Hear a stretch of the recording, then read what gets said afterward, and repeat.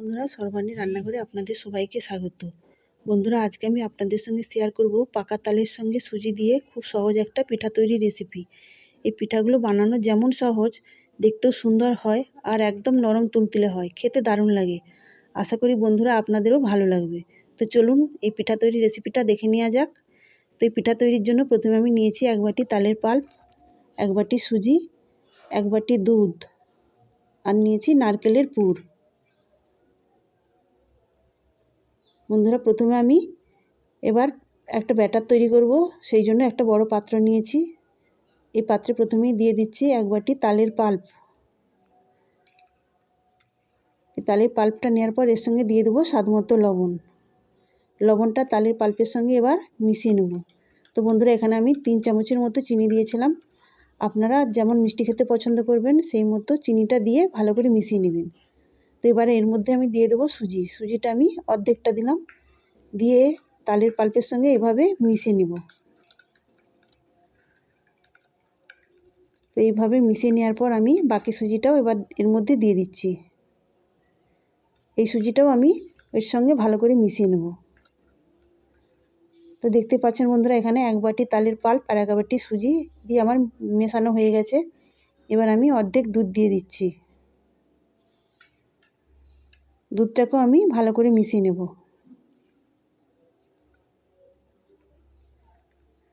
তো দেখতে পাচ্ছেন বন্ধুরা, এখানে আমার একটা ব্যাটার তৈরি হয়ে গেছে। এটাকে আমি ঢেকে রাখছি 10 মিনিটের জন্য। এদিকে পিঠেগুলো বানানোর জন্য আমি 3টে প্লেট বাটি নিয়েছি। এবার এই বাটিগুলোকে তেল ব্রাশ করে নেব। তো বন্ধুরা, আপনারা পিঠাগুলো তৈরির জন্য যে কোনো রকমের বাটি ব্যবহার করতে পারেন, আর তেলটা অবশ্যই ব্রাশ করবেন, তাহলে পিঠেগুলো তৈরি হয়ে যাওয়ার পর খুব সহজেই বাটি থেকে পিঠেগুলো তুলে নেওয়া যাবে। তো 3টে বাটি তেল ব্রাশ হয়ে গেছে। এদিকে মিনিট 10 হয়ে গেছে, আমি ঢাকাটা খুলে নিয়েছি।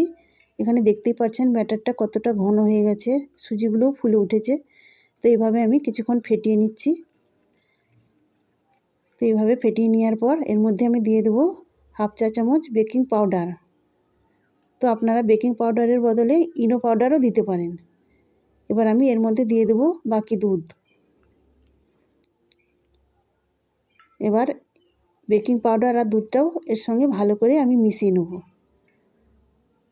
তো বন্ধুরা, আমি একটু বেশি সময় নিয়েই এটাকে ফেটাতে থাকবো। এটি যত বেশি ফেটানো হবে আর ব্যাটারটাও তত ফুলে উঠবে, তাহলে পিঠেটাও কিন্তু খুব বেশি ফুলে উঠবে আর নরম তুলতুলে হবে। তো আমার একটা এভাবে মিডিয়াম ঘনত্বের ব্যাটার তৈরি হয়ে গেছে। এবার আমি এই বাটিগুলো নিয়েছি, এই বাটিতে প্রথমে আমি 1 থেকে 1.5 চামচের মতো ব্যাটার দিয়ে দেবো।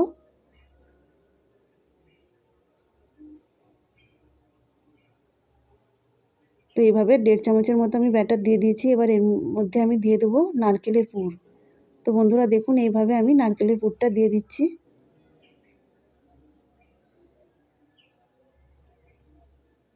তো এইভাবে নারকেলটা দেওয়ার পর এর উপরে আমি আবারও ব্যাটার দিয়ে দেবো।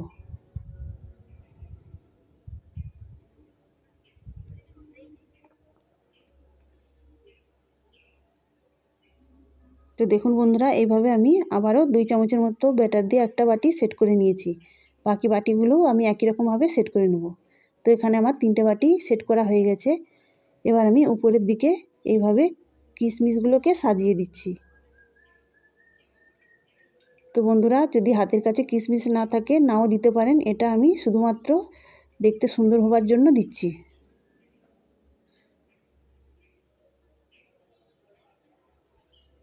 তো বন্ধুরা, আমার এই পিঠা রেসিপিটা আপনাদের ভালো লাগলে অবশ্যই একটা লাইক দিবেন আর কমেন্ট করে জানাবেন কেমন হয়েছে, আর আমার চ্যানেলটিকে সাবস্ক্রাইব করে আমার পাশে থাকবেন। তো এখানে আমার 3টে বাটি সেট করা হয়ে গেছে। এবার এগুলোকে স্টিম করে নেব। সেই জন্য আগে থেকে আমি একটা কড়াইতে জল গরম করতে দিয়েছিলাম। এবার এর মধ্যে আমি একটা স্ট্যান্ড বসিয়ে দিয়েছি। জলটাও ফুটতে শুরু করেছে। এবার এর মধ্যে আমি এই স্ট্যান্ডের উপরে বাটিগুলো এইভাবে সাজিয়ে দিচ্ছি। তো বন্ধুরা, আপনাদের যদি ছিদ্রযুক্ত থালা থাকে তাহলে সেই থালাটা কড়ার উপরে দিয়ে এই বাটিগুলো এইভাবে সাজিয়ে দিবেন।